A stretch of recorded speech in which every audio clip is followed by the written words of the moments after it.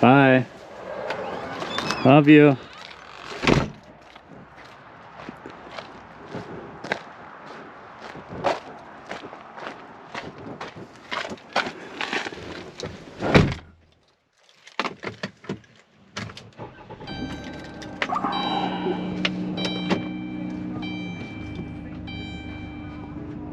It's Sunday today, and doing our one load a week that we've been doing with the same customer that we used to do every day.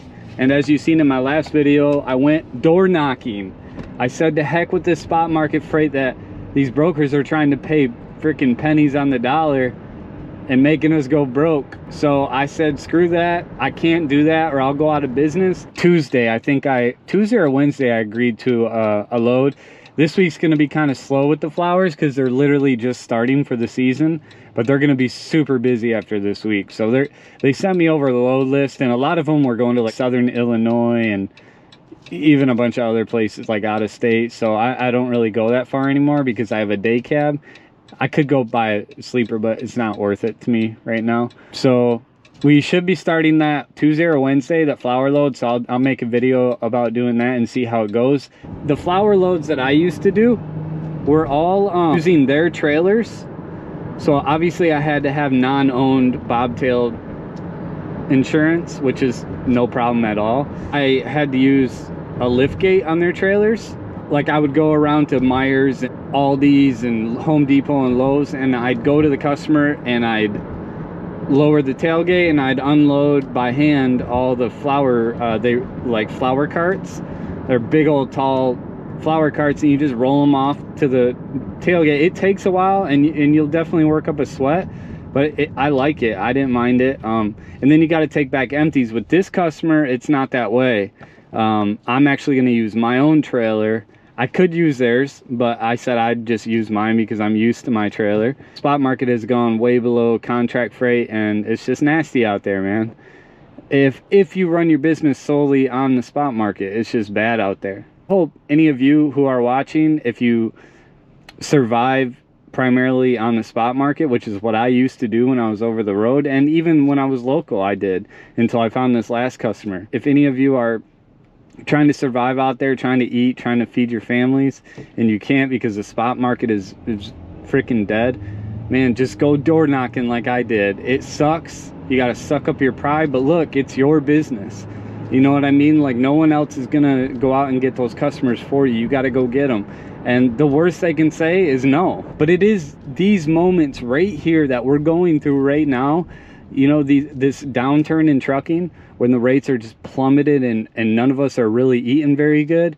It's these moments right here, I think, that you're forged under the fire. Like the true entrepreneur and businessman, this is where after you make it through these kind of recessions, like, you come out of these a different, changed human. If not, there's no pride in hanging up the hat in the truck and going to work for somebody until things get better. Maybe park your truck, maybe you know, go lease onto a carrier who has dedicated freight, and then when things get better, you could always just, you know, reactivate your authority, or just, you know,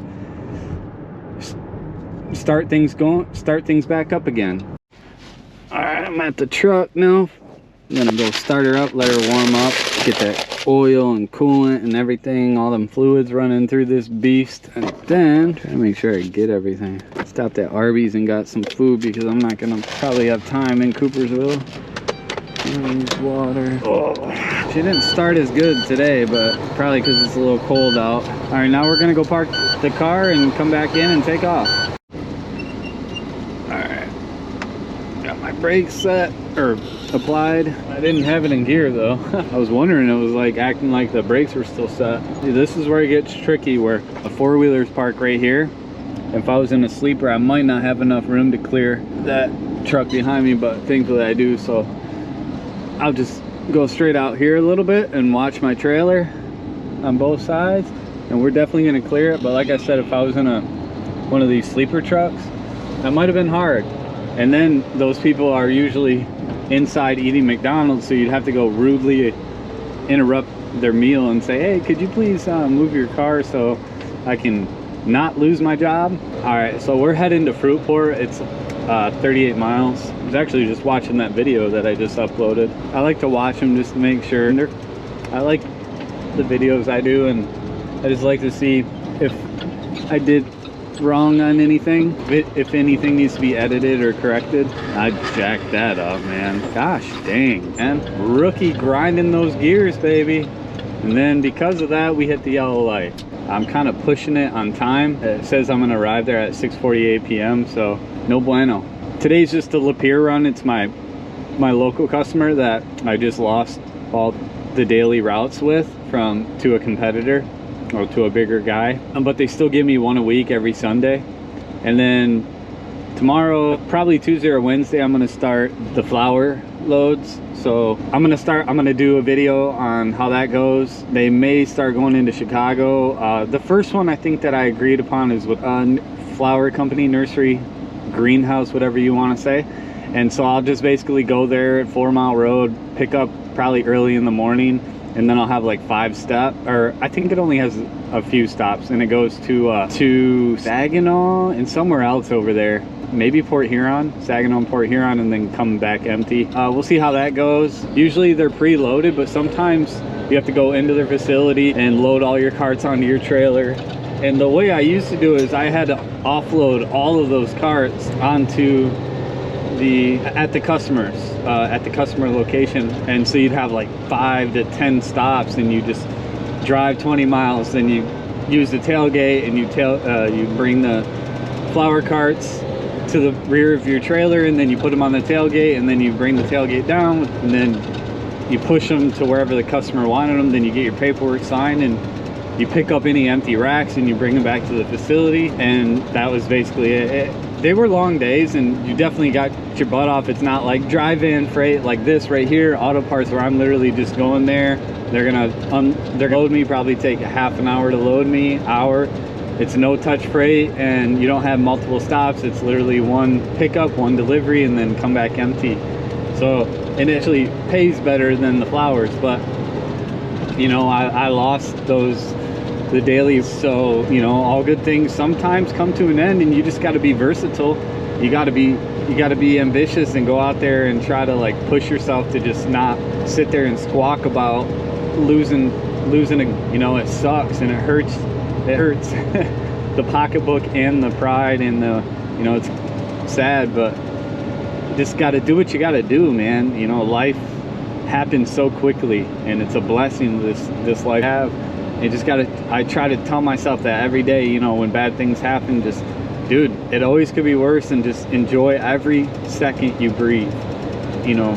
So I try to look at it like that. It's not always that easy, but, and you know, when something good ends like that, you never know. You could go and quit and go work for somebody, and you could have been like literally right around the corner, or one phone call away, or one text away from a life-changing opportunity with another customer. You never know. Either way, everything's all good. Everything will work for the good, you know what I mean? Yeah, so let's do this. So we're just going to Lapeer, and it's like a 2.5 hour drive from my pickup. I kind of pulled up too far. I can barely see my oncoming traffic when I can get over. Yeah, I'm good after this white Blazer. When I'm shifting through these gears, I used to be only at, and my mechanic's like, no, this thing likes 2,000 or 20, and he even goes more than that. So I'm in 9th gear already. It's a 55 mile an hour state road. No one goes 55, everybody goes 65. Kind of makes you feel like you're in Texas, man. I swear, when I used to drive over the road and go to Texas, like, you'd have little state roads like this one I'm about to be on, little farm roads, and it'd say 70 miles an hour. I'm like, dang, dude. I guess it's because everything is bigger than Texas. Oh, it takes freaking a day to get across the dang state because it's so big. Oncoming traffic, let's go. Come on, don't make me late. This turn right here gets a little sketchy. I think we can turn on a red, try it. Hopefully that truck don't hate me, or this car, and hopefully they stop for me. Thank you. I'm sure they know that I appreciate them. Yeah, I don't think he's too happy with me. All right, so we just got to the shipper in Fruitport, and I haven't got the red light yet as far as them locking in my trailer, but I'm all backed in, and It's 7:14, quarter after 7 o'clock. Usually they have my load ready, so hopefully that's the case. But sometimes they got backups where their machines break down and they can't start loading me for a while. So I'm hoping that we get out of here pretty quick and get on the road to the delivery and then get back home and call it a day. Tomorrow or the next day we should be starting this flowers, so we'll see what those look like and how those go.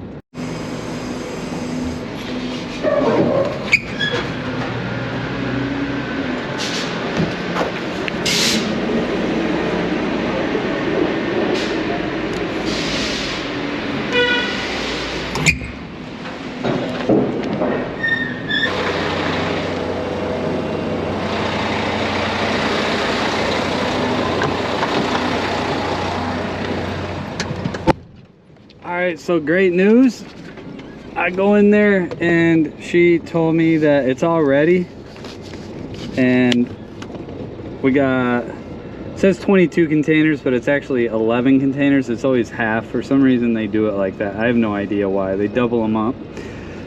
But my paperwork was ready. So as soon as I get the green light, I can just take off and head to my delivery. So today should be pretty simple. Alright, so she didn't give me the green light though. Might have to go in and check that. But we are good to go. She just, excuse me. She just stuck her head out and told me I'm good to go. Give me the thumbs up. So that was quick, man. I mean, what, we got here at like 7:10, so it took 13 minutes. The good thing about Google Maps is it's always up to date on all the accidents and any kind of like traffic delays, so that's a good thing. See, we still got the red light.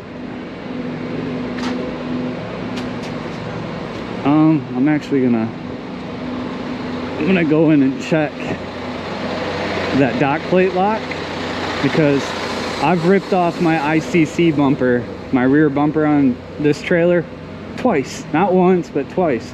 And yeah, we don't want to do that again, because that costs a lot of money. So it's always, see that that is still locked in. So if I pulled out, that thing would rip this bumper off, and I already had this welded back on there, so we don't want to do that again. So I'm gonna go in here and unlock it. She probably, maybe she thought she already unlocked it. It happens, but that's why it's always important to check, man, because if I didn't check and I just pulled off when she told me go ahead, I would have been in trouble.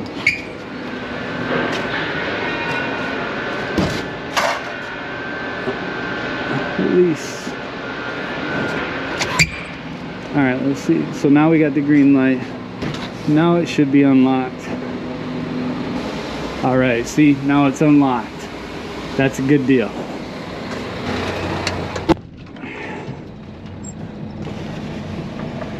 So once we pull out of here, we gotta shut our trailer doors and slide our tandems up again.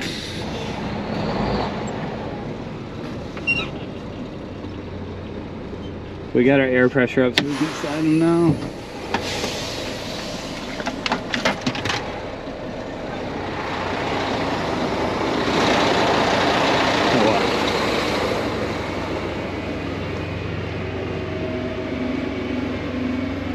See, you can't drive down the highway like that.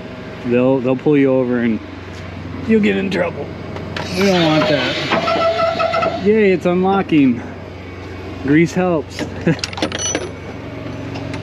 I am gonna go up in here and see how many pallets and how she loaded it. She asked me if it's only 14,000 pounds, so it really doesn't matter how it's loaded, because I can have 16 and 16, 32,000 on the front axle, so those two axles will distribute that. Yeah, just, I don't know if these are like shock arms or something like that. They're called CD4s. I have no idea. They go to Ford.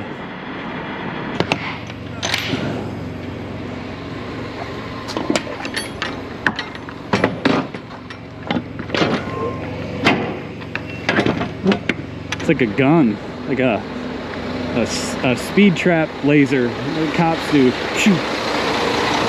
Speeding! It's a nice light though. Kind of reminds me of like a deer spotlight for hunting. All right, so now we're gonna slide these tandems.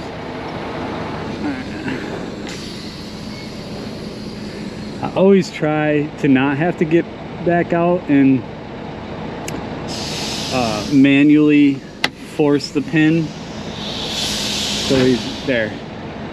So what I do is I just apply the brakes, and that usually pushes the lever back out of the hole. But if the hole and the pin aren't lined up, then pushing that, applying the brakes isn't, supplying the air isn't going to push it out, because it's going to hit the frame of the... Alright, so we're like, I don't know, an hour and a half, an hour into the drive. We're coming up to the first weigh station in Ionia. If any of you've ever been to Michigan, then, well, you'll definitely remember the Ionia truck weigh station, because they are extremely proud of what they do, meaning they are trigger happy to write you up. But I just started using DriveWise. Have any of you ever used that? It's the alternative to pre-pass. I've always used pre-pass to bypass the weigh stations, but they were these crazy fees, and before I knew it, I think I just forgot about it. Or like the credit card that I used, I got a new one, and I think it lapsed or something, and so before I knew it, I had a couple months owed, which they charged me late fees, and I completely understand that. They're a business and they gotta operate properly too, so they don't go bankrupt. But that's not my point. I don't know, I just got a little salty about it, because they tacked on a bunch of extra fees, and then they said like $100 because I didn't return a device, but they never sent me a return mail address. Or so I don't know, maybe leaving them and going to DriveWise is not the right thing, but I figured it was a good opportunity to at least try something else. Oh, see, we just got weigh station 2 miles. Okay, I was just saying, it says bypass supported. I've never used this app, so I'm gonna see how effective it is. So the difference between this and pass, you have that like device. It's almost like the iPass device that sits up in, so you have like a physical device that sits up on your window, and kind of it'll alert you if you get the green light or red light, but it's always so late, dude. Or not late, but it's like right at the last minute. So this whole time, oh my gosh, am I gonna have to go in the weigh station? Am I gonna have to pull in? Because I hate pulling in weigh stations, dude. I don't care if I'm not doing, oh, we got the bypass. See, that's way sooner, dude. That's way sooner than the pre-pass. I wouldn't have got the green light until probably, I don't know, 50, 100 yards from the open close sign, where it shows you that the weigh station's here, and then it says open close. See, I can see it says close now, so that's probably why I got the bypass. It would be interesting to see how many bypasses I get when it's open. They got an east and a west side, or eastbound westbound weigh station here, and so the westbound weigh station is brand new. They just like rebuilt that a year or two ago, so it seems like there's always a lot more people working there. But this eastbound weigh station is right here. That's the one that put me out of service last year, and I had to have my mechanic drive all the way from Grand Rapids to here to fix my brakes. Put a new brake drum on, and help me with my slack adjuster. That sucked balls, not gonna lie. It's a real pain in the butt to have to go into weigh stations, to be honest. They're a good thing, I guess. They keep the public safe from bad drivers and unsafe equipment and unsafe drivers, but it sucks for people like me, because a lot of them just don't really care, man. They don't really care about your business. All they care about is their job, and they have a job to do, and that's to write you up and meet their quota, or they lose their job. So it's a dog-eat-dog world, I guess, man. But my point is, you have to have a pre-pass. You need to, and I don't see why you wouldn't.